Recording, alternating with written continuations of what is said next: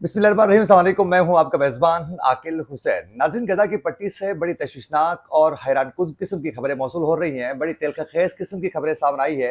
यकीनन अल्लाह की लाठी बेआवाज़ से आज गज़ा की पट्टी से ये बड़ी खबर मौसूल हो चुकी है कि बताया जा रहा है कि गज़ा के अंदर हमास के मुजाहिदीन के खिलाफ लड़ने वाले इसराइली जो फ़ौजी थे, वो आंतों की एक बीमारी में, मोहलिक किस्म की बीमारी में वो मुब्तला हो चुके हैं। और ये खबर अब से कुछ देर पहले इसराइली मीडिया ने ही एक तिलखखेज़ रिपोर्ट के ज़रिए बताया है कि उस बीमारी की वजह से इस वक़्त इसराइल बिलख़ुसूस तेल अवीव शहर के अंदर बहुत ज़्यादा हलचल हो चुकी है।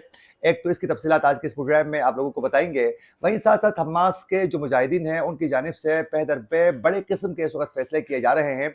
उन धमाकों की वजह से, उन हमलों की वजह से हमास के मुजाहिदीन की जानिब से जो इस वक़्त इसराइल के मुख्तलिफ़ ठिकानों में मुख्तलिफ़ अहदाफ़ को वो निशाना बना रहे हैं, उसमें हमास के मुजाहिदीन की जानिब से बताया जा रहा है कि उसमें बहुत बड़े अहम किस्म के फ़ैसले किए जा चुके हैं। और जो बड़े हमले हो चुके हैं, उन हमलों में हमास के अल-कसाम ब्रिगेड की जानिब से जो दावा किया जा रहा है, वो बड़ा हैरानकुन है।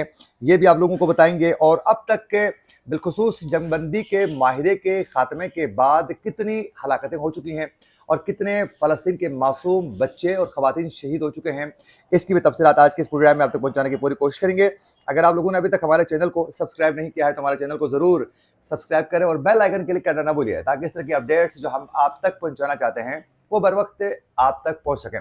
और हमारे वीडियो को लाइक और इसको शेयर करना ना भूलिए, ताकि इससे हमारी मज़ीद हौसला अफ़ज़ाई हो जाती है और मज़ीद हम बेहतर तरीके से अच्छे प्रोग्राम्स आप तक पहुँचाने की पूरी कोशिश करते हैं। हमारे फ़ेसबुक पेज को भी लाइक और फ़ॉलो करना न भूलिए। नाज़रीन, सबसे पहले आप लोगों को बताते चलें कि इस वक़्त गज़ा की पट्टी के अंदर इस वक़्त इसराइली जो फ़ौजी हैं, वो कार्रवाइयों में इस वक़्त मुसलसल उनकी जानिब से कार्रवाइयाँ जारी हैं। लेकिन साथ-साथ ही आज तिलखखेज़ किस्म की इसराइली मीडिया ने एक रिपोर्ट जारी की है। उसमें ये बताया गया है कि गज़ा के अंदर जंग में जितने भी शरीक जो फ़ौजी हैं, वो सब इस वक़्त एक ऐसी मोहलिक बीमारी में मुब्तला हो चुके हैं, आंतों के, जिसकी वजह से खुद इसराइली जो हुकूमत है, वो भी बहुत ज़्यादा परेशान है। और नाज़रीन, इसराइली अखबार ने ये बताया है कि इस बीमारी का नाम जो है वो शेगला नामी मोहलिक बीमारी है, जो आंतों की बीमारी है, जिसकी वजह से आंतों में इन्फेक्शन की वजह से जो फ़ौजी हैं वो बीमार हो चुके हैं। और वो ज़्यादा बीमार होने की वजह से इस वक़्त उनको तेल अवीव शहर और दीगर शहरों में पहुँचाकर वहाँ हॉस्पिटल्स में उनको बाकायदा मुंतकिल किया जा चुका है। और बताया जा रहा है कि इसकी सबसे बड़ी वजह ये बनी है कि जो ही जंग का आगाज़ हुआ 7 अक्टूबर को, उसके बाद इसराइली शहरियों की जानिब से अपने फ़ौजियों को खाने जो है बाकायदा वो घर से भेजते थे।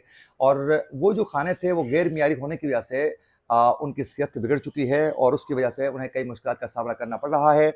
और मुसलसल इस वक़्त गज़ा की पट्टी के अंदर से कई फ़ौजियों को तेल अवीव शहर की जानिब मुंतकिल किया जा चुका है।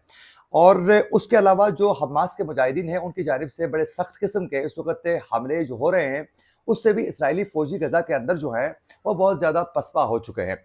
कुछ वीडियोस आप लोगों ने भी देखा है, कुछ ऑडियोज़ जो लीक हो चुकी हैं इसराइली फ़ौजियों की, उसमें वो चीख-पुकार करते हुए अपने जो सीनियर्स हैं, उनको ये बताया जा रहा है कि हमें फ़ौरी तौर पर यहाँ से निकालें। हम यहाँ जिन लोगों से लड़ रहे हैं, वो इंसान नहीं बल्कि वो जिन्नात हैं, और इनसे लड़ना हमारे लिए मुश्किल हो रहा है।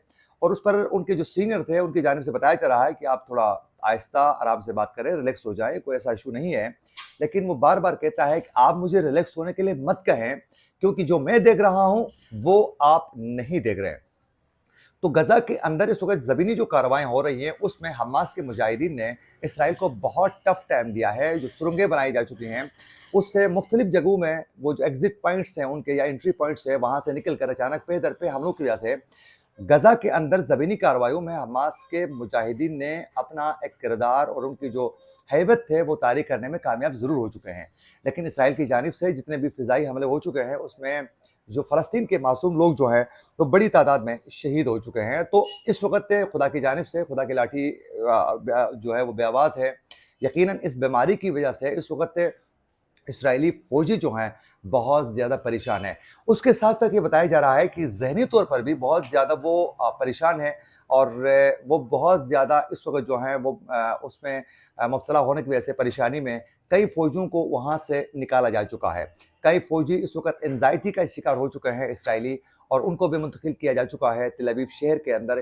یہ تمام رپورٹس جو میں ذکر کر رہا ہوں، یہ کوئی عرب میڈیا یا پھر لبنان کی میڈیا یا پھر انٹرنیشنل کوئی دوسرے میڈیا جو ہیں وہ اس کو رپورٹ نہیں کر رہا ہے، بلکہ یہ تمام چیزوں کے حوالے سے رپورٹ خود اسرائیلی میڈیا ہی رپورٹ کر رہا ہے کہ اس وقت اسرائیلی فوجی ان تمام ایشوز کی وجہ سے مشکلات کا سامنا کر رہے ہیں۔ اور بالخصوص غزہ کے پٹی کے اندر زمینی کارروائیوں میں جتنے بھی ملوث تھے اسرائیلی فوجی، اس میں 2 کمانڈرز کے انڈر جتنے بھی فوجی تھے وہ سب میدان جنگ چھوڑ کر بھاگ چکے تھے۔ ان میں سے 50% فوجیوں نے ابھی تک دوبارہ اپنی یونٹ کو جوائن نہیں کیا ہے۔ تو زمینی کارروائیوں میں جس پلاننگ کے ساتھ کام کر رہے ہیں حماس کے مجاہدین، اس میں کسی صورت ان کو شکست نہیں دے سکے ہیں۔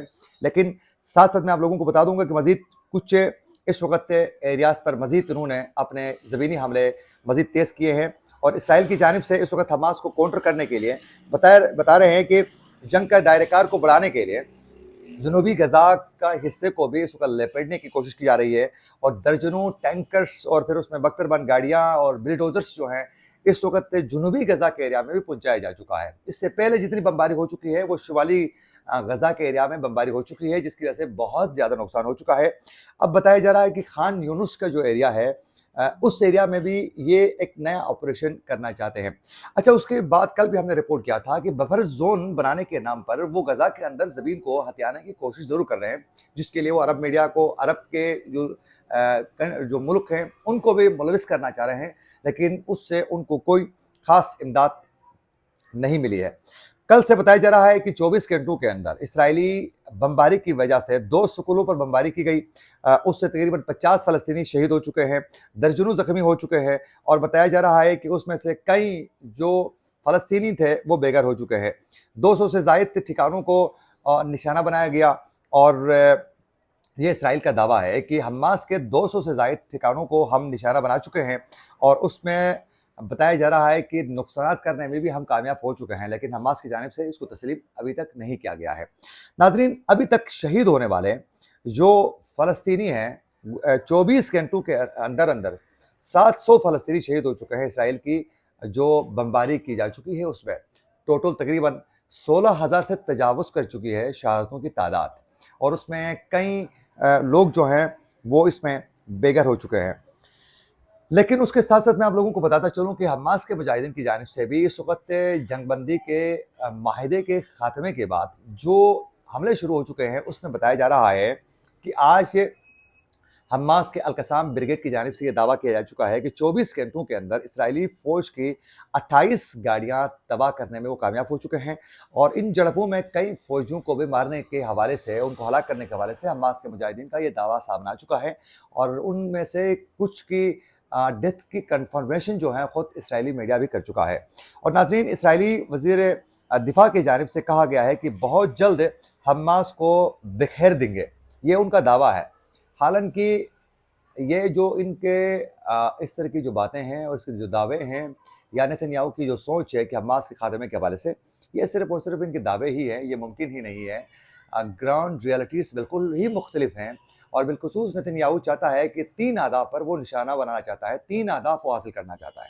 ایک، حماس کا خاتمہ، دوسرا وہاں جو یرغمالی ہے ان کو رہا کرنا، تیسرا بالخصوص ایران، شام اور روس کی جو مداخلت ہے اس کو روکنا۔